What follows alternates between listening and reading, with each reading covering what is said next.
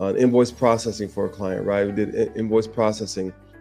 And then the reason why we did invoice processing is because we know it's a very popular one, right? And we did it for the financial department company out of North Carolina, and they have a lot of employees. They do transactions about 500 a week, right? And so there's a lot of transactions that happen on a daily basis. So they're never short of work, right?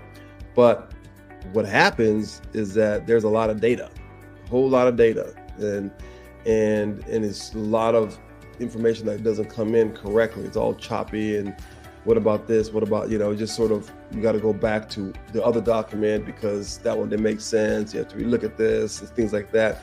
So it causes delays, and it causes a lot of errors that you can make. So, because of this delays and errors, it's going to cause deadlines. Those deadlines are going to be met. If you have to get it done by Friday, guess what? You have to get it done by Monday, but you're leaving your office on Friday. You might have to work weekends or overtime just to get it done. So be ready, prepared on Monday, so we can make sure you get paid, right? Mm-hmm. So you got to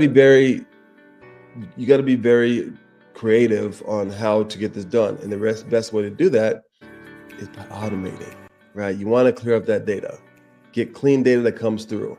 If it's choppy data, the bot will clean it up and make it clean, right?